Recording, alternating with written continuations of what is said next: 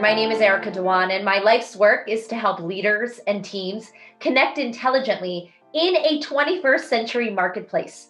But when it comes to connecting intelligently, we all know it's not as easy as it sounds. Research shows that we're more likely to misunderstand each other quickly when working behind a screen because of the lack of tone and body language. We're more likely to speak freely and sometimes more rudely. There's a study called the online disinhibition effect that shows that when collaborating behind a screen, the recipient may be more likely to not be able to read our empathy cues the way they would in a face-to-face office. So we're more likely to signal less empathy just being online, even with the same body language as we would in person.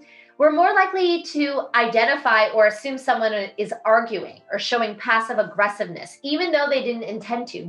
And so as we think about connecting intelligently today, we all know that the answer is not more connection in a burnt out, screen fatigued world.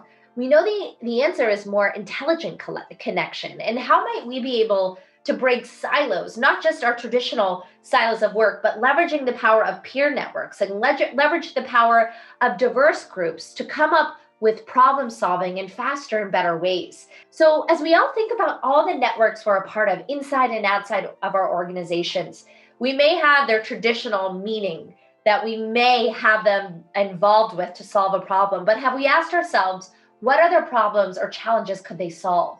And how can we engage intelligently in our modern world where we're not so geographically or visually biased to who's in the office or who's in that meeting, and we can leverage the collective power of everyone? We all connect differently.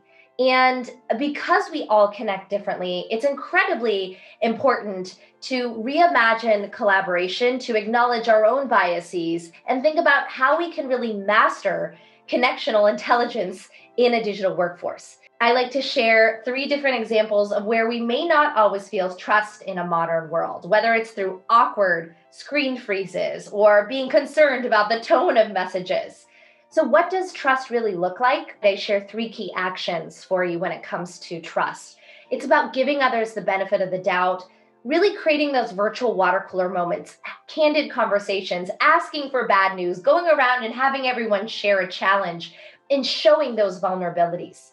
I want to share with you one practical toolkit that I created for you to summarize all this content. I created a digital body language toolkit for you that I include as best practices in video meetings, in emails, in conference calls today to master connectional intelligence. I truly believe that connectional intelligence matters more than ever. It's the new emotional intelligence in a digital age. And these are skills that won't just be critical in COVID times, but they are critical to ensure future global competitiveness of businesses moving forward. I'd just like to close with one final thought, which is I hope you'll all ask yourselves how you can not just connect more right now, because that's not the answer, but how you will connect intelligently for all those counting on your wisdom, your creativity, and your heart.